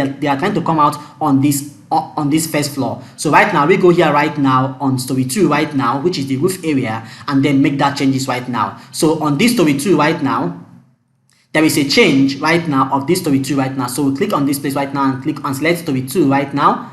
So on this story 2 right now, we'll have to go and shift all these columns and the beams right now onto this cantilever area right now. So right now, let us go and be checking what we are going to shift right now. So in this AutoCAD plan right now, this column right now is to be shifted from this point, and also this one also to be shifted also. So all the columns that are showing pink here is to be shifted, and also the beams also to be shifted right now. So we will have to shift this column and this beam on this very end right now onto this edge of our cantilever right now. So we will have to go and do that right now. So by doing that right now, we go here right now and then go to this place right now. And then we have to go and shift this column right now from this point to this point right now. So we just click on the column right now, right click and say properties right now. On doing that right now, we have to go and insert here right now. But this column right now is meant to flush up to this very line right now. So go here right now and choose this place right now for it to flush and say update. And this will update right now. So since we have put that column right now, we will just first of all click on escape right now, and then go over here right now. Since this column that are showing pink here is meant to be removed right now, so we'll go here right now and just remove this column since we have made that changes right now, and just delete it right now. And then we go the same thing here also right now and make changes here. We will make changes on all the columns here on this line except this very last one here. As you can see it here right now, that this very last one is still hidden on inside the wall as it was carried up to the first floor. So we have just changed all the ones showing pink here. So we'll go here right now and then change this one also right now. So since all the column we hide, we will have to flush at the same plane. So we'll click on this one right now and take properties right now and begin to insert our column here right now. Click here also, and then click here also, and then click here also. But this very one will still remain here. So right now we will have to now go and remove all the columns which is here right now on this one right now. Take this off by using delete and delete that right now. I'll be using the delete button instead of just right clicking. Or let me just show you here. Go here right now and delete this also, and then go here right now and delete this one also. So right now we will also go here right now and make a change on this very one also.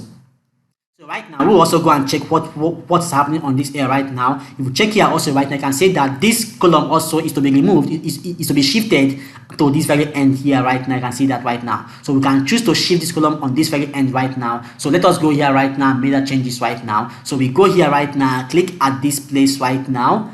Sorry, click on this. Let us take this column properties right now and click on the properties right now and come here right now and insert this column here. You can choose to put the column here or put the column at this edge here right now. So I choose to put the column here right now, and then I'll just click on escape and then come here and delete this column right now. Delete it. Okay, so you can now see that we have removed all the columns at this very point, as you can see it here as we have it on our Prota structure. You can see that we have removed all the columns as you can see them right now. So this is what we are advised to do right here on our AutoCAD, is to remove the column on the first floor only, not on the ground floor, because ground floor is okay, but on the first floor where the plan changes is to remove the column right here on this very point and then push them. So we have successfully removed the column on this very end right now.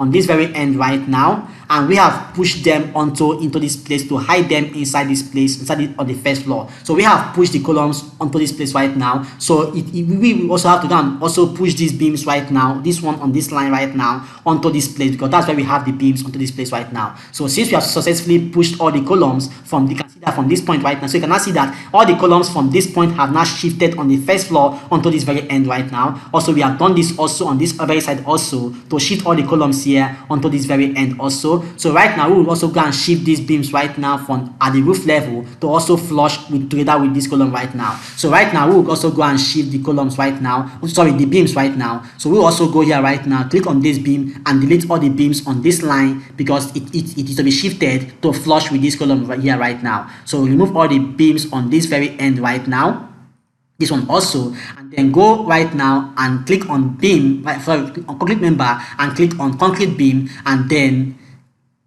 type, okay, it's already there, 300 as our beam depth. As you can see that we are using 300 depth as for the roof, and then click at this place right now, and then click at this place right to now insert our beam right now. Now our beam also is meant to flush. You can see that it's not flushing. It is meant to flush with the column right now. So come here right now and change the beam plane to click on this place, that the grid line should be the one that will come first and the beam should shift inside. So you can now see that it is now flushing directly.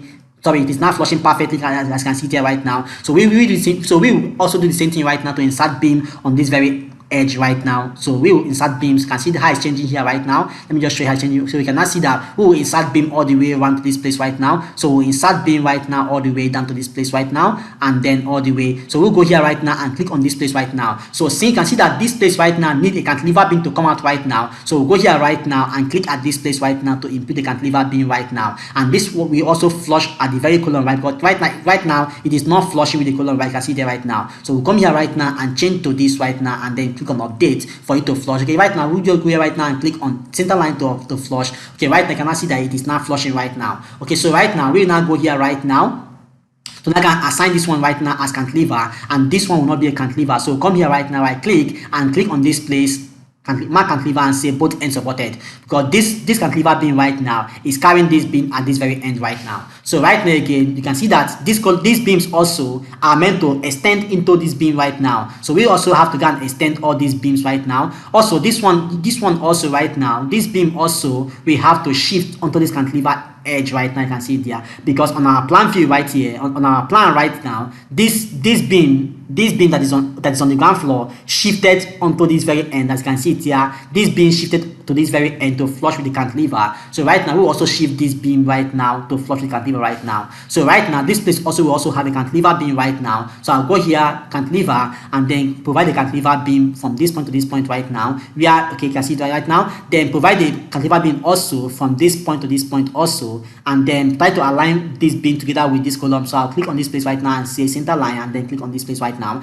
And then right now I will now have to also flush this beam right now. If I now remove this beam right now to now move it to this place, I'll just delete this beam right now first, then try to flush this, then try to create a beam to flush on this end right now, because you can see that there must be a beam on this very end area to carry the roof, to carry the roof plates, to carry the roof truss on this area right now. So I'll go here right now and click on my beam, click on here right now, and then click at this place right now to insert my beam right now. Now the beam is meant to flush at this very end, it's meant to flush together with the very end here. So I'll go here right now and then click on this place and click on here and then say flush. Okay, so right now you can now see that it is now flushing perfectly at this very place right now. So right now we have made our changes right now. You can see that we have made our changes right now. Now we want to now extend all these beams right now to hit this very beam right now, because right now they have to extend from this point right now to this point right now. So right now I'll have to now delete all these beams right now which are not flushing on this very column right now. So I'll delete them right now to now go and insert them back. So I'll delete all the beams. Let me delete here also, and then delete here also, and then begin now to now flush the beam right now. Click on this beam right now. There is a beam here to here.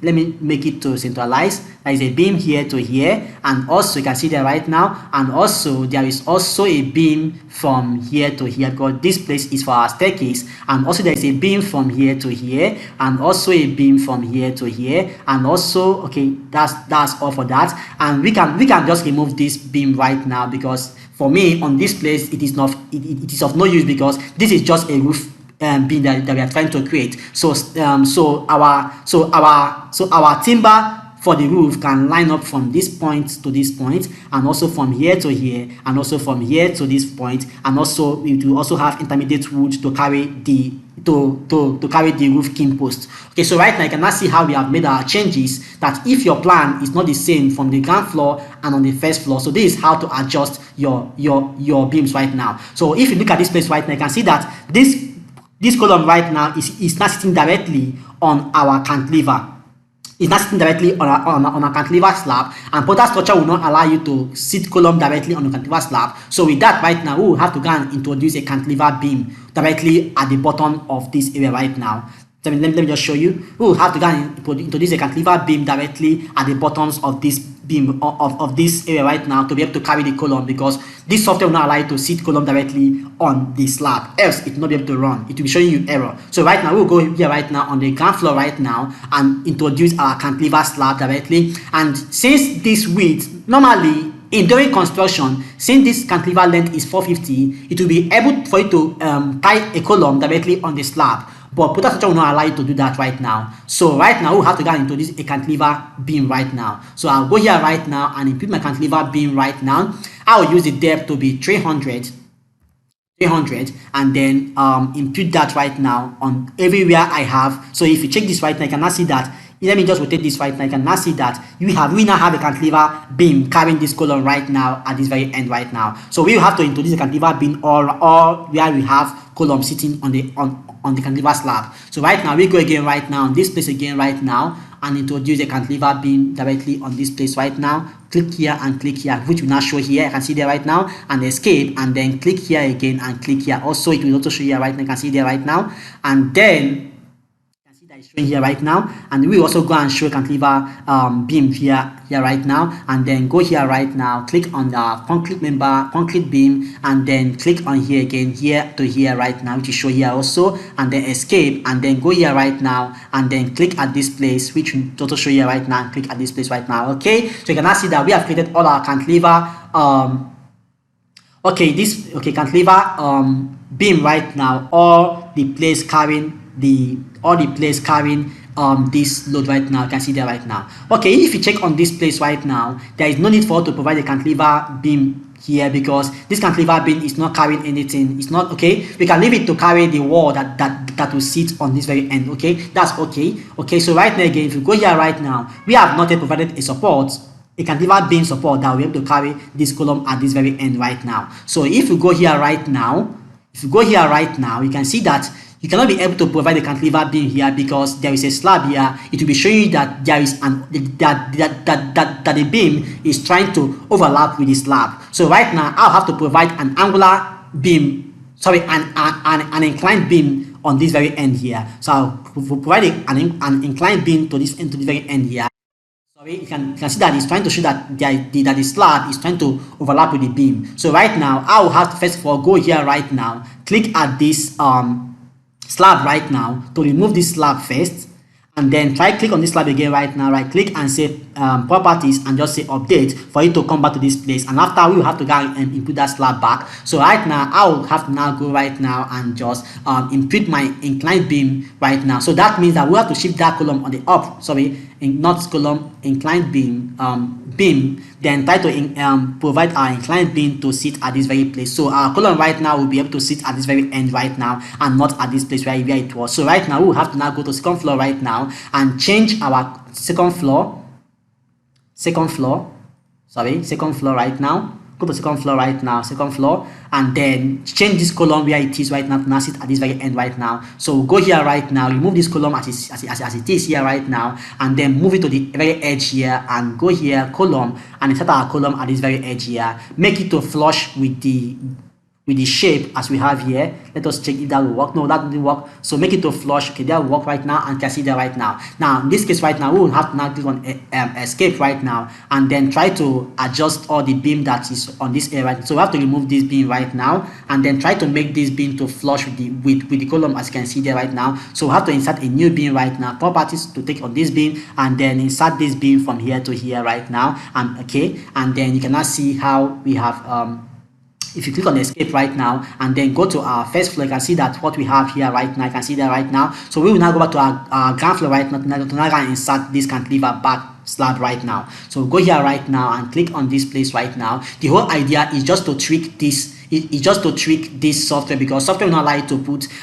column on directly on the slab, which in construction this would have been okay. So right now we just go here right now and begin to click on this slab right now, right click and say properties to insert back our cantilever slab from here to here right now, and click on this place right now. And then we will now have to now go here right now and click at this place right now, right click and just update it for it to flush directly, and say update right now, and then click on what they call close, and then click on what they call escape here right now, escape. So right now you can now see what we have done right now. If I click on the story 1 right now, you can now see what we have just done right now. Let me just take this grid downward to the foundation level, which is story 0, 0. So you can now see that we have successfully done all the changes that's meant to be done, and we have also provided all the cantilever beam that we're able to carry these columns at this very end. So without you showing this cantilever beam, just know that, and if your column is sitting directly on the slab in Prota Structure, there will be an error when you are trying to design this building,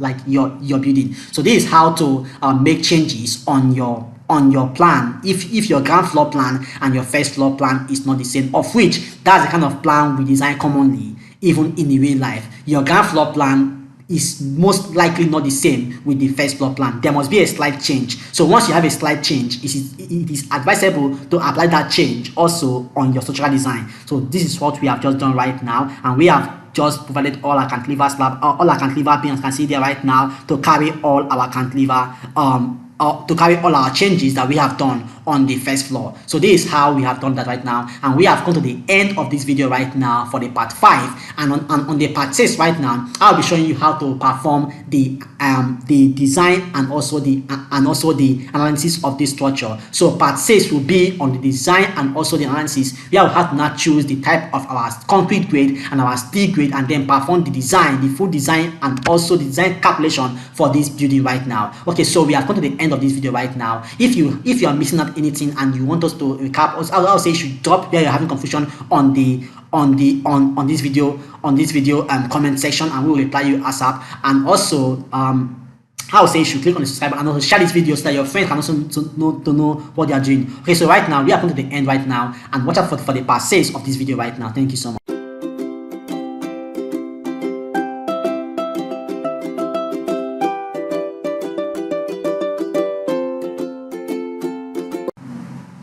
Okay, welcome to part 6 of this one-story building design in Prota Structure, and today I'll be showing you how to apply, how to insert your wall load, and also how to analyze and design for this one-story building right here in Prota Structure. So I would say that if you have not watched the part 1 to part 5 of this video, I would say you should check on the video description and you will see all the link where you can watch the part 1 to part 5 of this video, because this is a complete video to how to design a concrete building in Prota Structure. So right now, to now insert your wall load, because you can see that if you check on this our plan right now, there is a wall on all the edges, on all the beams. All the beams are carrying wall load. So right now we have to input that wall load right now. So to input a wall load right now, just go to story 1, and then right click on one of the beam, right click, and then click on this place called insert this place called edit beam wall load right now. So if I click on this place right now, and then what will happen right now is now you will have to input your wall unit weight.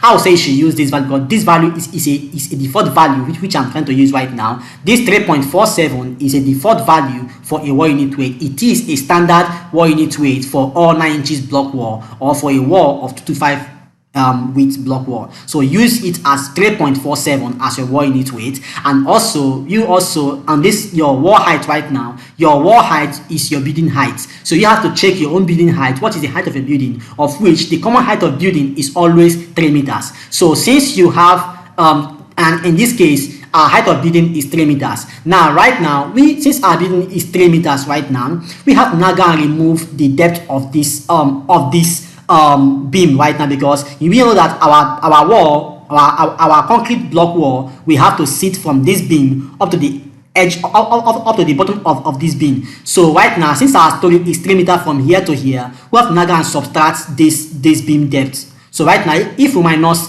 300 right now from our value, we have 2.7. So 2.7 is the area where block wall is trying to occupy, like we sit. So right now we have to now and put here right now as our wall height to be 2.7 meters right now, and our block thickness in meter is 0.225, because we are using the 225, which is 9 inches block wall right now. So we will now have to now go here right now and click on OK. Once I click on OK right now, you will see that you will see your block wall right now will just show right now at this very end here. So click OK right now, and then you are seeing right now your block wall directly right now, as you can see it here right now. So you can see your block wall right now right here. So right now, since we have done that right now, we will now have to now go and copy right now. Click at this place which I've already done your block wall loading. Right click right now and then copy. You can see here copy block wall load, beam wall load, sorry. So you click on this right now. Right click and say copy beam wall load right now. Then go here right now. Since all our beams right now is having a wall load on the first floor, as you can see it here right now. So click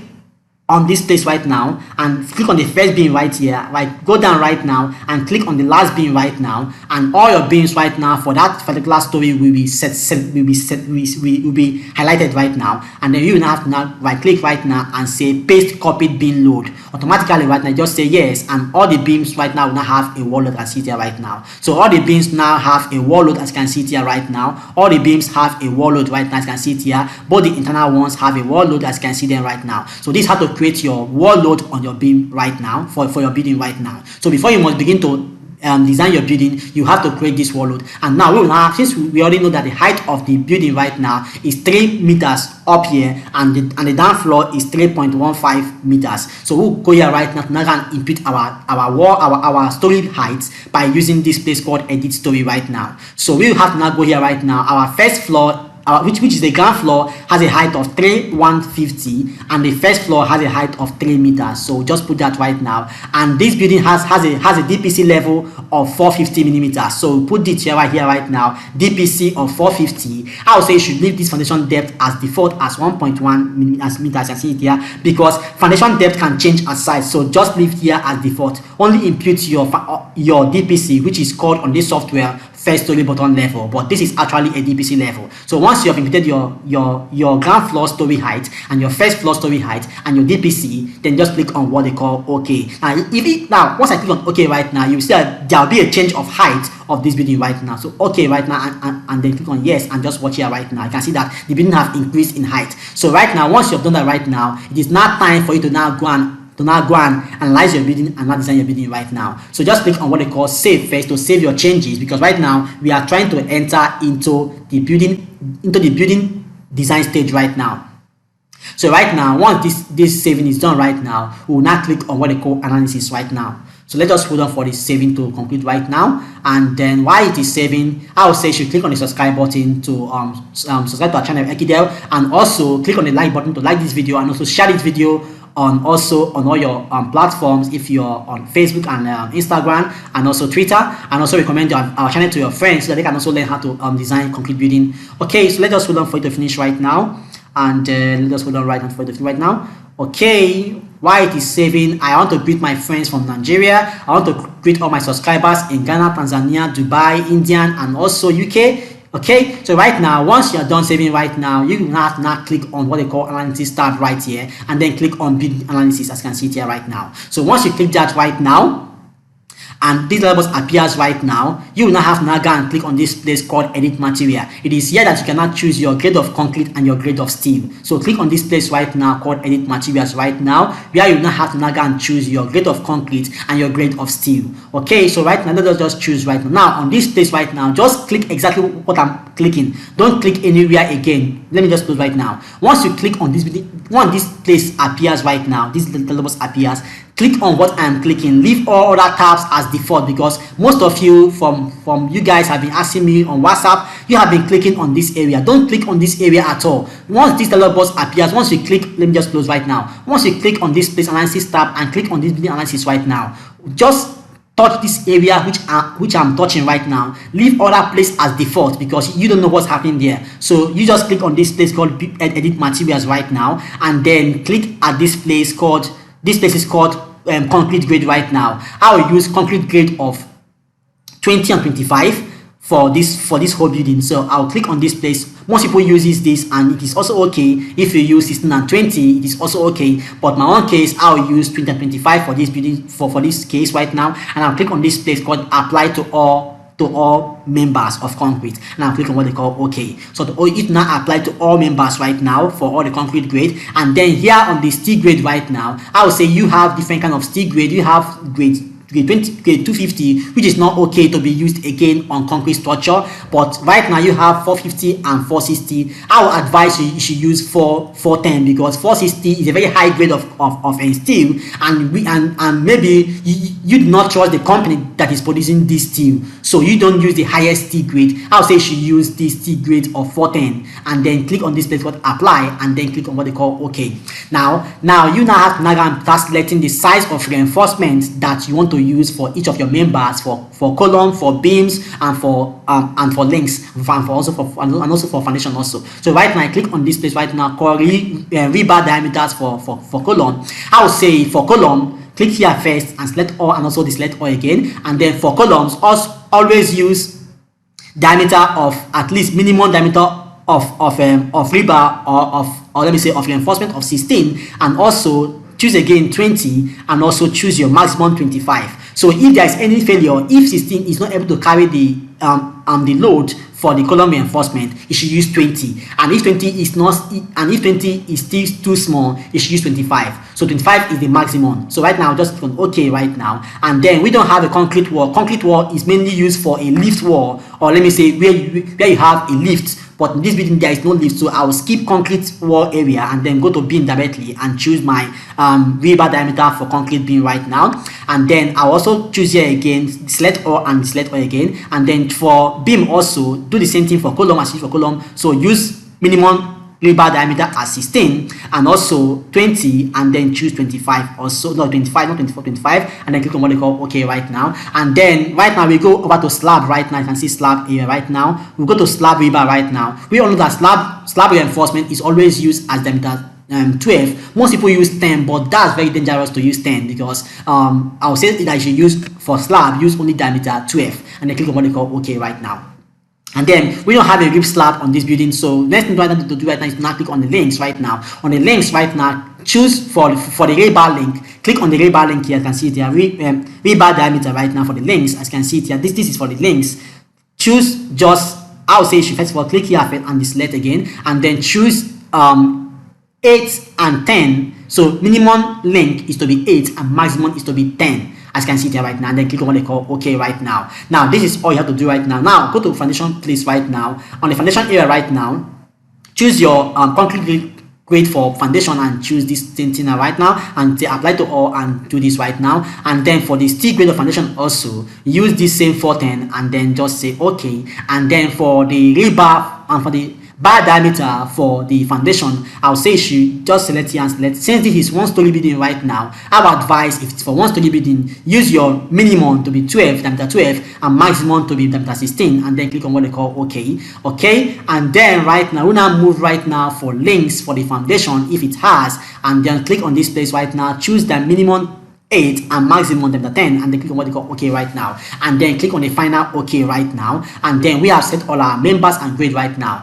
Then click on this place called parameters right now, and these parameters right now, you just go here directly right now in this place called foundation. Now if you are using UK, or if you want to use American code, you can also change your code here, but right now we want to use British code of practice, so leave everything here as default right now, and then go here to foundation right now, and then input your bearing capacity. So in this case right now, the bearing capacity of this building is 150 millimeter, 150 kilonewton per meter square. So you have to go and check your own soil test to choose bearing capacity. Now if you don't have your soil test, I would say you can contact us, and we have average bearing capacity for most of the cities in most areas in Africa, in Nigeria, Ghana, and most places. So we have the bearing capacity of those areas, so we can contact us on WhatsApp, and then we will guide you on how to choose the bearing capacity of that area. So but I would advise that if you don't have your soil test, I would say you should contact your client and request for the soil test. It's always good to have your soil test to have the bearing capacity for it to be safe in your design. So I would advise you to go and ask your client for the soil test and for the soil bearing capacity of that area. Okay, so right now just input your bearing capacity here, which is allowable soil stress. In this case it's 150 in our own case right now, and then go over here right now to title right now and input the title of the project header. This project code right now is one-story building, so here we are doing for one-story building design. So I'll just say one-story building design, one-story building design, and our client's name is Caleb, design, and our client's name is Mr. Caleb. So I'll just do for Mr. Caleb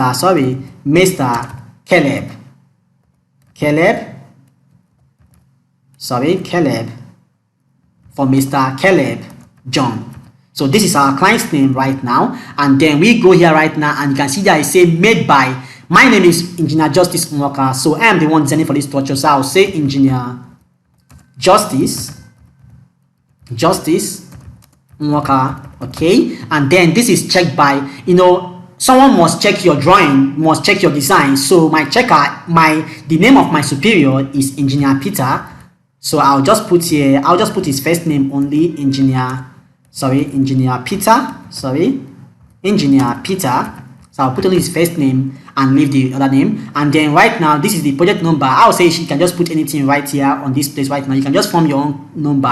I'll just put 101, and 00, and then on this place right now, and then this is the project date. So the date which I'm designing for this building right now is the 29th day of August 2022. So I'll just put the date here right now of August stroke 2022. Okay, so this is the date right now. I'll now click on what they call OK right now. Now right now you now have to now go and now click on this place called loading combination right now. So I'll click on this place right now called loading combination right now, and then I'll click on this place called loading generator right now. And then right now, since this building is less than 10 meters high, when your building is more than 10 meters high, you have to apply a wind load. But since this building is less than 10 meters, I can see that this building is just 6.6 meters high, so there is no need to apply a wind load. Else I would have checked this place called wind load. But since this building is less than 10 meters high, I will not input a wind load. So I'll just go back here right now and then click on what they call OK, and automatically you will now see your loading combinations here.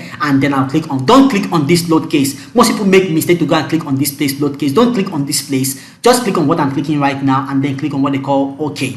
And then since there is no wind load on our structure, I will not click on this place, else I would have showed you how to apply wind load. And also, if you want to know how to apply wind load, I would say you should check on our previous videos. We have a building design here of about 8-story building where we applied our wind load, and you can check it out. That building is in design from start to finish, so check it out right now, and you can also see how to apply wind load. Okay, so right now again, I'll also go here right now. So once you're done right now on this place right now, as you can see it here right now, okay, and then you can now go here right now and click on this place called analysis. And then on this place right now, just check on these two, beam design and column design right now, and just leave all these ones right now. Once you check these two right now, you can also choose here right now to also reselect bar. If there is any failure, you should change you should go and increase to a higher bar. So right now, once you check this 1, 2, and 3, 4 right now, I would now say you can now go here right now and click on this place called model check. This model check is just to check if there is any overlapping, but I'll say you should just leave it if there is anything, and then click on this place called start. Once you click on this start button right now, it will start the building. It will start the building design right now. So I click on the start button right now, and let's wait for it to perform the building analysis and design, as you can see here right now. So let us wait for it to finish right now. Now it's trying to check the member connectivity. Now it's performing the building analysis and design right now. So let us hold on right now, and you will see that it will take in less than 4 minutes it will perform all the building design analysis right now. So you can now see what it's doing right now. Now it's trying to design for the beam right now. So if you have not subscribed to our channel Ekidel, I would say you should please click on the subscribe button so you don't miss all the full part of this video. And our channel is called Ekidel, and it is spelled Ekidel. Okay, so right now you can now go here right now and click on OK. It is done. It took only 29 seconds to perform the whole building design. So we can now click on what they call OK, and then click on what they call close right now. So with this right now, you can now go right now and go and check your building model if it's okay. Now on this place, you can now go here right now and check on this place called active Windows settings and visual navigation. So you click on this place right now, you have to check what member is okay and the one that fails. So we'll go here right now and check your design status right now. As you can see here right now that all our members are showing green right now. Now even if your members are showing green, now green means that your design is perfectly okay, as you can see here right now. So all our members, both the beams, both the columns and the beams are showing green, means that they are all perfectly okay. Now even if your members are showing okay, there's what they call interactive design. Here you have to start checking your members one after the other. So you have to check your members, your beams, to see the kind of reinforcement the column uses to pass that particular member. So in my next video, I will show you how to check your reinforcement members. You can see there right now that this passed with diameter 13, but we use them as 12. 16, so I have to now increase to 16 right now. You can see there right now, change to 16, and then come here and say update, as you can see there right now. So you can now see that it is good to check your beam one after the other right now. So in my next video, I will show you how to check all this, to check the reinforcement on each of the member. As a good engineer, you have to check your members. You have to check the reinforcement that this software uses to pass your beams for you. So in my next video, it will be on how to check interactive design, to check these members of the reinforcement for each of the members one after the other. So right now, I'm just going to okay right now. So right now, I will show you in my next video how to check each of the members, and we'll also see the kind of reinforcement that was used to design for the column and for the beams and for the slab. And also in my next video, we will also perform the slab detailing. So we have come to the end of this part 6, which is to insert the wall load and also analyze and design for this structure. So right now, we will move on to the part 7 right now for this structure right now. Thank you so much for being to the end of this video, and God bless you all.